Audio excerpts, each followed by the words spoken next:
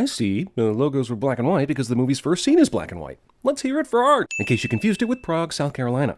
Your file shows no kills, and it takes 2. A flashback within a flashback? Now with even more black and white.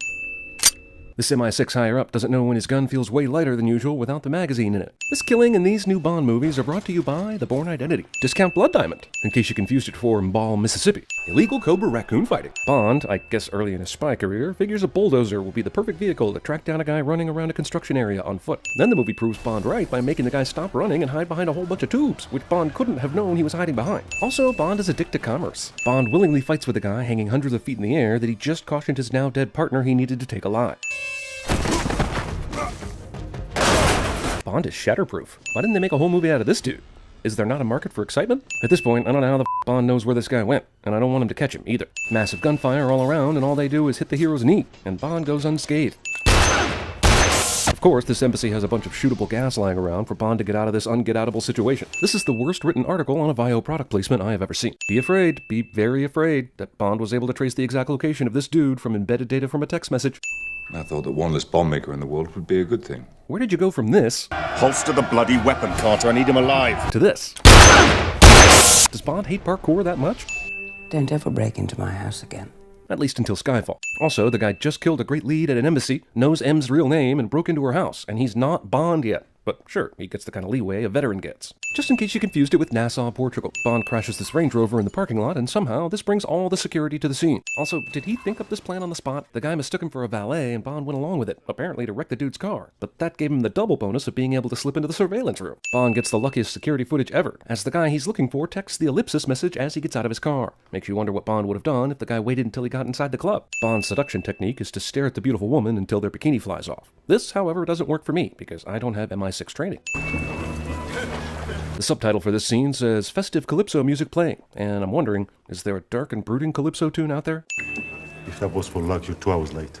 Luckily, Bond also happens to stumble on the hot girl with relationship problems. Trip aces.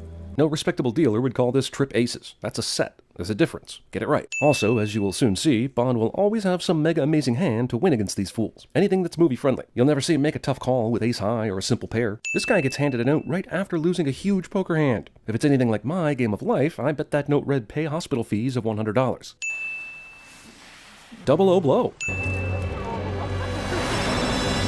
Jesus, you know, I'd actually like to see a Bond where he thinks to do something and it totally doesn't work out. Then we see what kind of amazing detective work he has to do to advance the plot. Bond hasn't learned how to be inconspicuous yet. That's not required to be a 00, apparently. Yeah, Bond, that is clearly the only place he could have gone. I mean, if Bond is going to be omnipotent, what's the fucking point? Really? Those bad guys were able to change the keypad at the airport to suit their needs? And with all this cloak and dagger, they felt the need to make the password the same as the bring the package to our predetermined meeting place code word? Open cop car just happens to be sitting around for the bad guy's needs. No one sees him do this, confirming my long-standing fear that none of these on-the-ground guys at airports are actually important. Huh. It's like the airport was specifically built for Bond's success. With all the happening at this airport, not one member of law enforcement has shown up yet. You know what might make this fight a tiny bit more interesting? If I had any idea who this bad guy was, what he was trying to do, what his skill level was, whether he can speak English. I mean, we know negative things about this guy. This bomb is beeping, and as we find out, Bond took the bomb and attached it to this guy's belt, but he can't hear it? When he finally presses the button, he can totally hear the beeping, like that wasn't beeping before. Explain how he could set up a high-stakes poker game at Casino Royale in Montenegro. 10 players, $10 million buy-in, $5 million rebuy. We interrupt this Bond movie for the World Series of Poker, in case you confused it with... Wait, where's Montenegro again? Holy Eva Green isn't... God, I can't talk. 10 million was wired to your account in Montenegro. The British government gives James Bond, a man who has done almost nothing right so far, $10 million to play in a fucking poker game. I don't care how good a poker player you are, this is money that isn't likely coming back. And for what? If Bond wins, he stops a terrorist from winning $150 million. But do they get to arrest the guy afterwards? If he loses, well, that's not good, is it? Rolex. Amiga. Beautiful. I wonder who pays in product placement like this, or which company pays more. You might think Omega, since that's ultimately the brand that Bond is wearing. But you could argue her instant assumption that such a beautiful timepiece was a Rolex gives them the edge. I'm actually now much more curious about this than I should be, and I'll probably never get closure. I'm Mr. Arlington Beach. The fakest sounding name in the history of ever. Why not call him Sir Poker Kills a Lot, or Barrister of Death, or Boner McPokersex? Sir? James Bond. You'll find the reservation on the beach. And there's the origin story of why Bond is so easy to find in hotels. Why didn't we get a QC in this movie explaining all this stuff? So I decided that it was cheaper to supply his deputy with evidence that we were bribing the chief. It's amazing what you can do with Photoshop these days, isn't it? On magazine covers? Yes. In international police investigations of bribery and fraud? F***ing yes! 6 letters or more. A $10 million buy-in, and this bank provides the least security for a password ever. Also, this movie is suddenly Maverick, only more hilarious. And yes, I know there's an earlier Casino Royale from the 60s. Thing is, the movie Maverick is a remake of the TV show from the 50s. Boom! Roasted. What's that? You say the book of Casino Royale was published in 1952? Well, we have a saying around here about books, and it's basically that I still win. 4 players. It's your bet. No, seriously, James Bond, World Series of Poker. Only Bond could spot a tell like that. Badass James Bond calls 3 times in a row, because that's exciting. We've now been playing for 4 hours. It's time for a short break. Wait, they've been playing poker for 4 hours, and we saw one hand? Wow, that is just like the World Series of Poker. I will take a hand for this betrayal, but you needed to play cards. Wait, have you ever seen Hold'em poker? Not only could you do it with one hand, you could probably do it with only your face and toes if you had to. In fact, we've seen that very thing.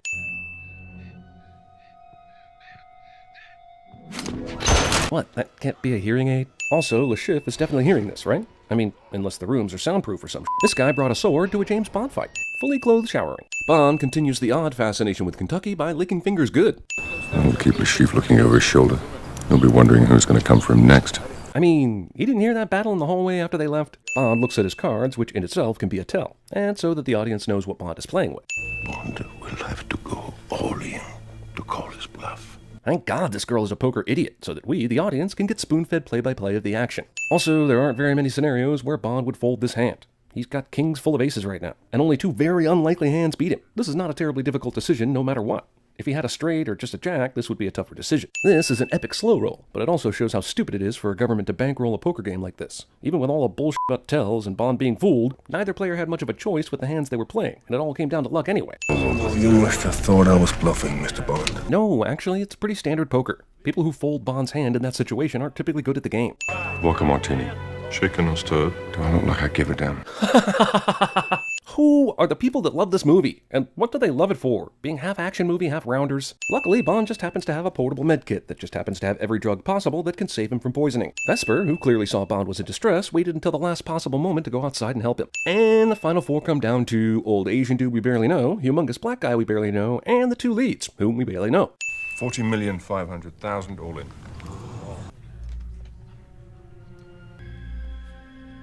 Well, I think I will call you on that one. Yeah, I would too. Yet another hand where the player has virtually no choice. Gentlemen, short arm, please. And be sure to do it one by one, so it will be more dramatic for the audience to see a progression of winning hands. And be sure it takes 1 full minute of screen time, guys. Bond shows a lucky-ass straight flush, which is insanely lucky-ass. I don't think we saw one hand of poker played where anyone would have played their hands differently, so this all really came down to luck and pretty much no skill. I think something is driving you, and I think I'll never find out what that is. Jesus, action film that devolved into an NBC late-night poker game is now devolving into an episode of Bones. And I promise that I'll be tuned the f*** out completely by the time it devolves from that into a Red Shoe Diaries episode. So, Evil Guy can somehow know Bond will figure it out at the last minute and follow her to see her get kidnapped, and then chase after her, but he can't rig a f***ing card game so he wins. Do I have that right?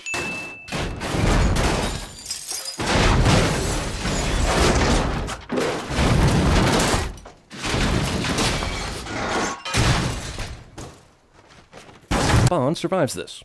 I'm afraid your friend Mathis is really my friend Mathis. I guess Felix, who was in the damn CIA, couldn't arrest this guy after Bond told him. It's all yours. In fact, Felix just goddamn disappears after that scene. Mad stalking toward a naked Daniel Craig? Well, if only for the ladies out there, I feel compelled to say scene does not contain a lap dance. Ball busting. Strange dude with a gun, ex machina. Also, how the f*** did he find him here? How did this guy know the villain was going to waste 7 minutes with torture and monologuing? Wait, you mean he didn't know, and yet still showed up just in time? That's right, Bond doesn't even get to kill the bad guy in this movie. Some lender dude does. Banking is fun. Help us. Help us?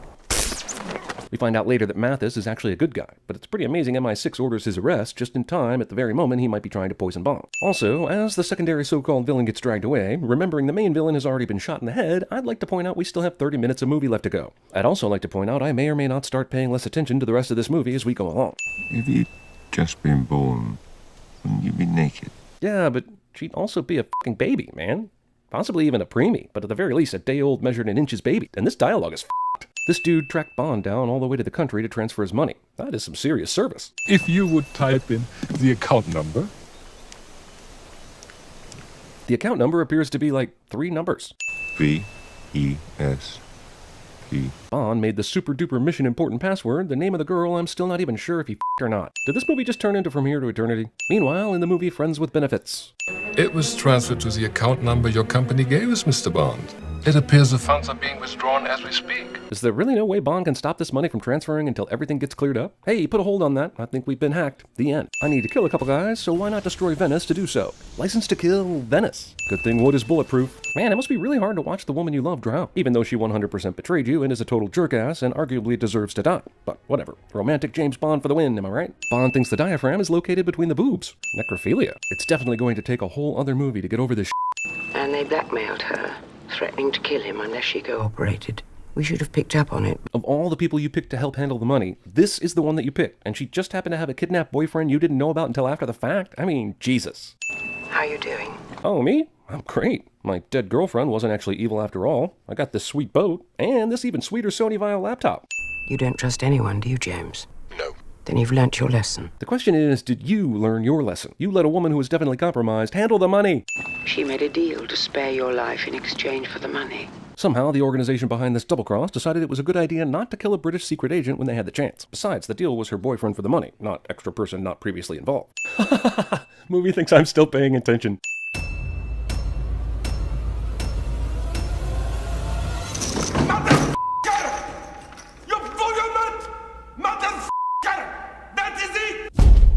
He beats me.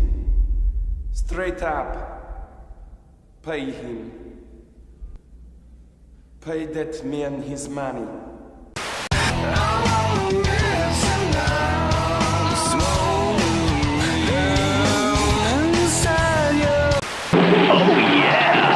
I have 2 pair, you have a 17.4% chance of making you straight. Never tell me the odds.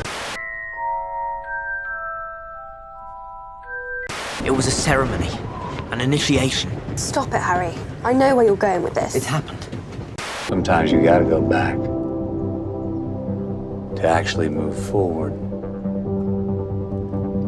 And I don't mean going back to reminisce or chase ghosts.